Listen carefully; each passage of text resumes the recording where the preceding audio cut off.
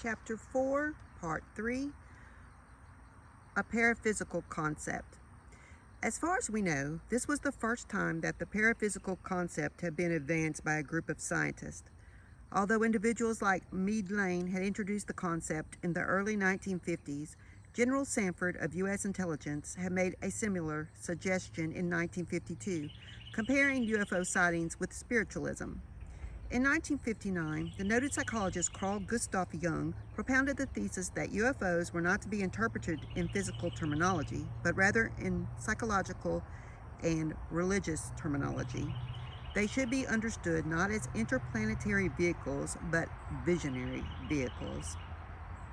Since 1959, there has been an accumulating mountain of evidence that would place UFO activity within a spiritual and religious framework.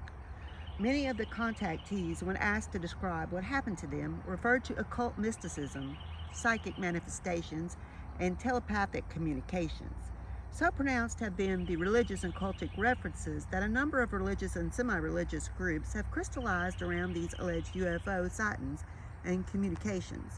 Some of these groups go by such names as the Atheist Society, the Eureka Group, the Solar Cross Foundation, the School of Thoughts, plus hundreds of smaller and more secretive groups. In spite of all that has been said about the skeptical attitude of U.S. government, it did publish an amazing statement in its preface to the official document, UFOs and Related Subjects, an annotated bibliography. It was composed by Miss Lynn E. Cato in these measured terms. A large part of the available UFO literature is closely linked with mysticism and the metaphysical. It deals with subjects like mental telepathy, automatic writing, and invisible entities, as well as phenomena like poltergeist manifestations and possession. Many of the UFO reports now being published in the popular press recount alleged incidents that are strikingly similar to demonic possessions and psychic phenomena, which has long been known to theologians and parapsychologists. The document was compiled for the United States Air Force, is now in the Library of Congress. What exactly does one mean by the term paraphysical? And is it to be distinguished from the term spiritual? The term paraphysical means that UFO vehicles and their occupants have the power to assume physical properties or solid physical forms and thus become visible to man. At the same time, they have the power to become invisible again and take on spiritual or ethereal existence. Dr. Clifford Wilson explains, many other reports of witnesses indicate that at least some UFOs were transparent, yet at the same time appearing to have mechanical or physical properties. There are strange stories of saucer occupants walking through the sides of their vehicles as they themselves were ghosts. Much of the evidence suggests that the possibility that the vehicles themselves and even the occupants of those vehicles are not permanent solids in the sense that we would think of vehicles and beings of the earth. This is not to suggest that many of those vehicles are not solid at the time they are witnessed, for at the time they are sighted, many of them are just as solid as houses and motor cars and other objects of Earth all around us. They can leave impressions of their tripod stands on Earth, and they can also be changed so that their molecular structure materializes or dematerializes in a way that we limited humans could not do.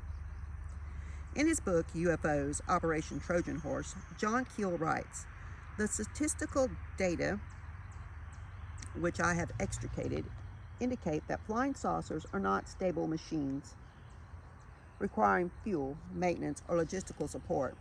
They are, in all probability, transmogrifications of energy and do not exist in the same way that this book exists. They are not permanent construction of matter. And again, all of these events seem to prove that a large part of the UFO phenomena is hidden from us and has taken place beyond the limited range of our eyes. We can only see the entities and the object under which circumstances, and perhaps only certain types of people, can see them at all. Thus, by all standards of our sciences, the UFOs do not really exist as solid objects. They may be a constant part of our environment, but they are not an actual part of our reality. Physicist Jacques Lemaitre, in the highly recognized Flying Saucer Review, writes, we can consequently conclude that it is impossible to interpret the UFO phenomena in terms of material spaceships as we conceive of the latter, i.e. in terms of manufactured, self-propelled machines retaining their material nature and their mechanical structure to travel from one solar system to another by traversing the distance separating these systems in the Einsteinian continuum. The French physicist Vallée is quite emphatic in his conclusion. They, UFOs, are constructed as physical craft, a fact which appeared to be undeniable, and as psychic devices whose exact properties remain to be defined. And Dr. Hynek, in an interview granted to Fate magazine, June 1976, said, "Perhaps an advanced civilization understands the interaction between mind and matter. Perhaps it is a naive notion that you've got to build something physical, blast it off with sound and fury to cross vast distances and finally land here. There are other planes of existence, the astral plane, the etheric plane, and so forth. I believe the world is in a psychic revolution that most of us are not aware, and least aware are the establishment scientists. The new puzzle pieces are being given to us by their whole parapsychological scene, ESP, telepathy, the Uri Geller phenomena, psychic healing, and particularly psychic surgery. There is an increasing number of scientists, however, who are attempting to explain and interpret the spirit world. As a result, a lot of new terminology has come into being, terms like superspace, space curving in on itself, the edge of space, something beyond the space-time matter continuum. Some of these scientists have opted for the four-dimensional theory. Man, they say, lives in a world of three dimensions, length, width, depth. The fourth dimension is time, but man cannot control his passage through this dimension. He is time-bound. It is highly reasonable to assume that spirit beings are not bound by matter or time. One day as 1,000 years. Charles Campbell-John, scientist and former chief design engineer for the Apollo project, says that a strange phenomena lies in the vortex of our galaxy. It's a rotating black hole. It's spinning around in one direction. If we were to get in our spaceship and go to this black hole, funny things would happen. If we go with the rotation of the black hole, we will be going forward in time. If we go against the rotation, we will be going backward in time. It produces a paradox because if you go with the rotation and then turn around and come back, you'll meet yourself coming. There's a peculiar thing associated with the rotating black hole, and it's called a singularity. If in our spaceship we go past that singularity level, we have traversed time and space and have gone into another universe. This rotating hole is gobbling up stars at the rate of about 30 solar masses a year. This is a tremendous amount of energy. It's 30 times our sun each year. And the more stars that go into it each year, the more mass is in there, and of course, more energy. As the black hole sucks in these stars, they pass the singularity level and are in another universe. They pass from universe to universe forever. This is a wandering star. Scientist Campbell-John has also something to say on the question of travel outside of this black hole. Let me put you in a spaceship and accelerate you to 3/4 the speed of light. Off you go into space while I stay here on Earth. 2 months later, by my calendar, you arrive back on Earth. According to your calendar, you've been gone only 1 month. I'm 2 months older, and yet you've aged just 1 month. Let's accelerate you a little more. 99.9% of the speed of light and send you off again. This time, when you get back to the Earth, you've still aged just 30 days, while I've aged 10 years. The reason for this is that moving clocks run slower than stationary clocks when they're taken in reference to their inertial time frame. Now let's crank your speed up to 99.99999% the speed of light. This time we send you off into space headed for the center of our galaxy some 20,000 light years away. You would reach the center of our galaxy in 27 days. The Earth, in the meantime, would have aged 27,000 years. There you have it, 1 day as 1,000 years. And Peter wasn't a physicist or an astronaut. 2 Peter chapter 1, verse 21. Then he adds this intriguing comment. We said we had gone up to 99.99999% the speed of light. There is a good reason why I never said we reached the speed of light. It has to do with the square root of minus. If it were possible for man to reach the speed of light, matter ceases to exist. What phenomena exists beyond that point, we don't really know. Traveling in 4 dimensions. This opens up a whole lot of possibilities. If these spirit beings could travel in all 4 dimensions, it would explain a number of things about angelic appearances and disappearances. But suppose that there are more than 4 dimensions. Supposing there are 5 or 6 or even 7, and they could travel in all of them, then nothing would be impossible. Perhaps a more homely illustration is the one by Alan Landsberg in his book, In Search of Ancient Mysteries.